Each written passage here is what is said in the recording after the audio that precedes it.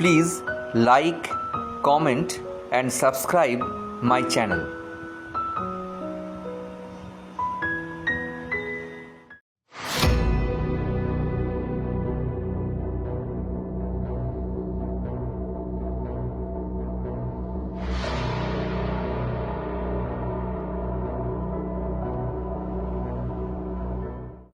আজকের কাহিনী দিনে দুপুরে।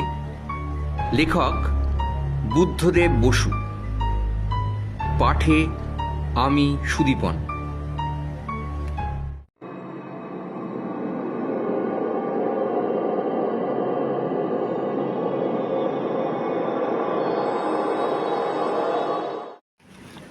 হাজরা রোডের মোড়ে ট্রামের জন্য দাঁড়িয়ে আছি। বেলা দুপুর, বালিগঞ্জের ট্রাম আর আসে না। এদিকে ভাদ্র মাসের রোদ্দুর পিঠে চচ্চর করে ফুটছে আলপিনের মতো। ওই এতক্ষণে কালীঘাটের পুল থেকে আস্তে আস্তে নামতে দেখা যাচ্ছে শ্রীযুক্ত ট্রামকে। এমন সময় রাস্তা পার হয়ে ছোট্ট একটি মেয়ে আমার কাছে এসে দাঁড়ালো।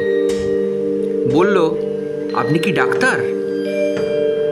ভাবতেই পারিনি মেয়েটি আমাকে কিছু বলছে, তাই কথাটা শুনেও গ্রাহ্য করলুম না। কিন্তু পর মুহূর্তেই মেয়েটি সোজা আমারই মুখের দিকে তাকিয়ে বললে, দেখুন, আপনি কি ডাক্তার? খুব অবাক হলুম, একটু যেন খুশিও। কি করে বুঝলে? ওই যে আপনার পকেটে বুক দেখার যন্ত্র, দেখুন আমার মার বড় অসুখ, আপনি কি একবার একটু দেখে যাবেন? মেয়েটি এমনভাবে কথা বলল যেন এটা মোটেও অদ্ভুত কি অসাধারণ কিছু নয়। আমি তো কি বলবো ভেবে পাচ্ছি না। এদিকে ট্রাম এসে গেছে। একটা ট্রাম ফসকালেই দারুণ রোদ্দুরে আবার হয়তো 15 মিনিটের ধাক্কা।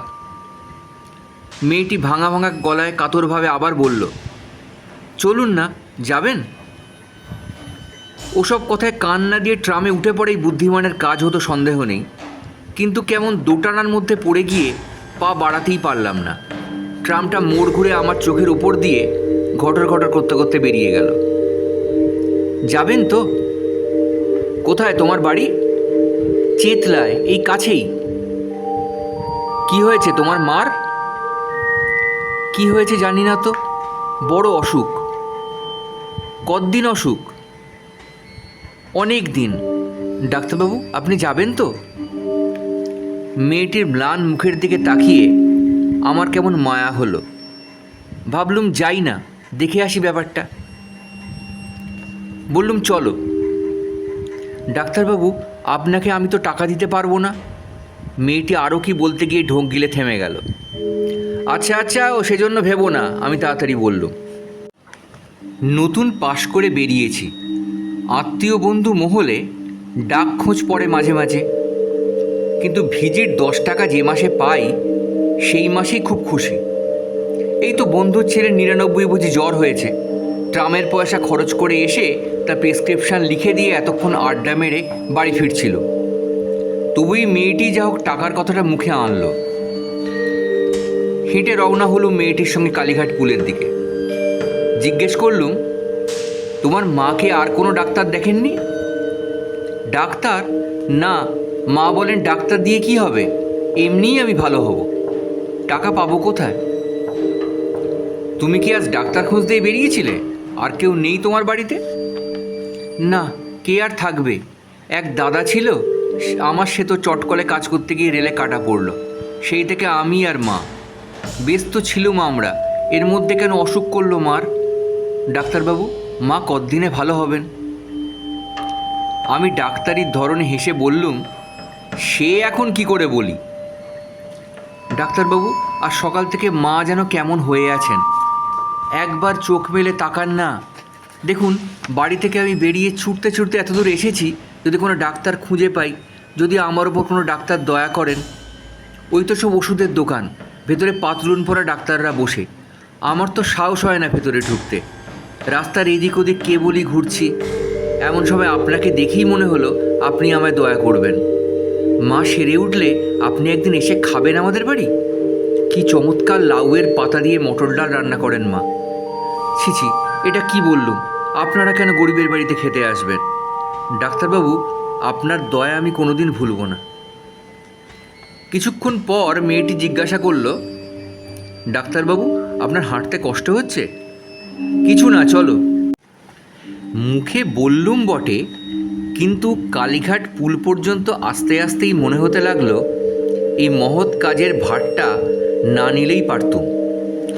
এমন কত গরিব দুঃখী আছে বিনা চিকিৎসায় ধুঁকতে ধুঁকতে মরছে, না খেয়ে তাদের সবার উপকার করতে গেলে নিজেরই।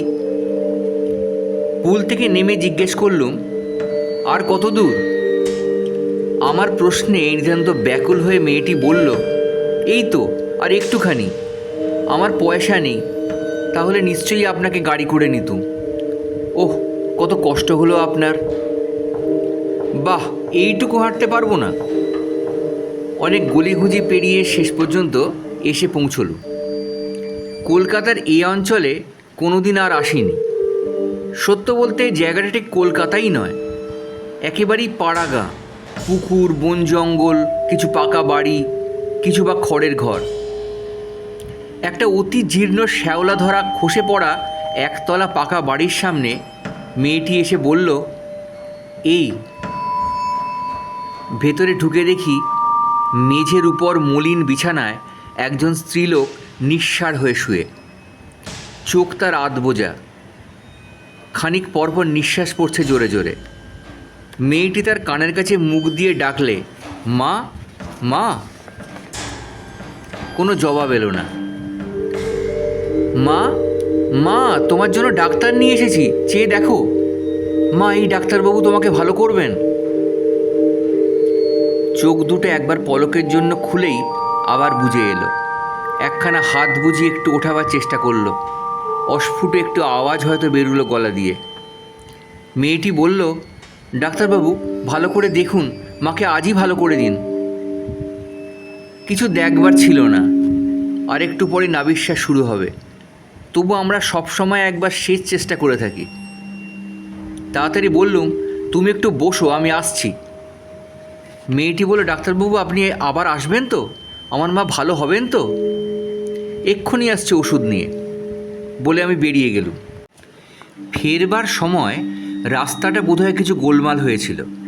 একটু ঘুরপথে এসে সেই বাড়ির সামনে দাঁড়ালুম। রোদ্দুরে ছুটোছুটি করে তখন আমি কানে পিঁ পিঁ আওয়াজ শুনছি, কিন্তু ডাক্তারের নিজের স্বাস্থ্যের কথা ভাববার তখন সময় নয়। ভিতরে ঢুকতে ঠিক যেন পা সরছিল না। কে জানে গিয়ে কি দেখব। দরজাটা খোলা দেখে ঢুকলুম, কিন্তু ঢুকেই স্তম্ভিত হয়ে গেলুম। তবে কি আমি ভুল বাড়িতে এলুম? না, ওই তো সেই পুকুর, সেই সুরকির রাস্তা, ওই দুটো সুপারি গাছ। 1.5 ঘন্টা আগে এই ঘরটাতেই তো এসেছিলুম মেয়েটির সঙ্গে। কিন্তু মেয়েটি কোথায়? তার মুমূর্ষু মাই বা কোথায় গেল? ঘরে জিনিসপত্র অবশ্য খুব কমই ছিল, কিন্তু যে কটা ছিল সে কটাই বা কোথায়? তবে কি ওর মা এর মধ্যেই মারা গেল আর ওর মাকে নিয়ে চলে গেল কেওড়াতলাতে? এত অল্প সময়ের মধ্যে কি করে তা হতে পারে? ঘরে কিছু জিনিসপত্র ছিল, একটা লণ্ঠন, 2-1টা থালাবাটি, সেগুলো। আস্তে আস্তে আমি বাইরে এসে দাঁড়ালুম। তবে কি সমস্ত জিনিসটাই আমার চোখের ভুল, মনের ভুল? এই রোদ্দুরে কি আমার মাথা খারাপ হয়ে গেল? এই তো আমি ঠিক দাঁড়িয়ে, আমার পকেটে ইঞ্জেকশান, সব ঠিক আছে কি না কি আমি পথ ভুল করে ভুল বাড়িতে এসে উপস্থিত হয়েছি। ফ্যাল ফ্যাল করে তাকিয়ে আছি। মাথার উপর যে আগুন ঝরছে সে খেয়ালও নেই। চারিদিকে ছবির মতো চুপচাপ। হঠাৎ দেখি টাক পড়া একটি আধবয়সী লোক আমার পাশে এসে তখন দাঁড়িয়েছে। কোনোখানে কেউ ছিল না। লোকটা হঠাৎ মাটি ফুঁড়ে উঠে এলো। তার দিকে তাকাতেই সে বলল, কি মশাই, বাড়িখানা কিনবেন নাকি? আপনার বাড়ি বুঝি? লোকটা ঠোঁট উল্টিয়ে বলল, হ্যাঁ, আইনও তো আমারই। কপালে দুর্ভোগ থাকলে খণ্ডা বেঁকে। কোথাকার এক বিধবা পিসি, জন্মে 2বার চোখে দেখিনি মশাই। সংসারে কেউ কোনোখানে নেই, আইনের পেঁচে ঘুরতে ঘুরতে বাড়িখানা এসে পড়ল আমারই ঘাড়ে। আর বলেন কেন, এমন কপাল নিয়েও আসে মানুষ। পিসে টেঁচলেন 30 বছরে, 20 বছরের ছেলেটা রেলে কাটা পড়ল। পিসি যখন স্বর্গে গেলেন ভাবলুম ভালোই হলো, একটা মেয়ে ছিল। হঠাৎ থেমে গিয়ে অন্যরকম সুরে লোকটা বলল, ওসব লোকের কথায় কান দেবেন না মশাই, একদম বাজে কথা। আমি কথা বলার জন্য হাঁ করলুম, কিন্তু আমার গলা দিয়ে আর আওয়াজ বেরোবার আগেই লোকটা বলে চলল, ওই তো 1 ফোঁটা 12 বছরের মেয়ে, তা মাটা যেদিন অক্কা পেল পরের দিন ও দিব্যি কড়িকাঠ থেকে ঝুলে পড়ল। একখানাই শাড়ি ছিল পরনে, সেটা দিয়ে কর্ম সারল। কি ডেপো মেয়ে মশাই, থাকলে আমরা একটা বিয়ে টিয়ে দিয়ে দিতুম। বাড়িখানা ছিল 3 পুরুষের, একরকম চলে যেত। তা লোকে যা বলে সব বাজে কথা মশাই। হ্যাঁ, ভূত না হাতি। আপনি তো এডুকেটেড লোক, আপনিই বলুন ওসব কথায় কি কান দিতে আছে? নিতে চান তো খুব সস্তায় ছাড়তে পারি, সব শুধু 500 টাকা। আচ্ছা, হরে দরে 400ই দেবেন, যান। জলের দরে পাচ্ছেন, জমিটুকু তো রইল, আপনি ইচ্ছে মতো বাড়ি তৈরি করে নেবেন। আমি ক্ষীণ স্বরে জিজ্ঞাসা করলুম, কতদিনের কথা এটা? কোনটা? এই পিসির? তা 2 বছর হবে। পিসির জন্য কোনো ভাবনা ছিল না মশাই। মেয়েটার জন্য বাড়িটার এমন বদনাম হয়েছে যে 5 টাকা থেকেও ভাড়া নেয় না। এদিকে ট্যাক্সও তো গুনতে হচ্ছে আমাকেই। কী বিপদে পড়েছি, গিলতেও পারি না, উগরাতেও পারি নে। আমি গরিব মানুষ, আমার ওপরে জুলুম কেন? থাকি কাঁচরা পাড়ায়, রোজ রোজ এসে যে তরবির করব তার উপায় নেই। আপনি নিন না বাড়িটা কিনে। আচ্ছা, কী দেবেন আপনিই বলুন, বলুন না।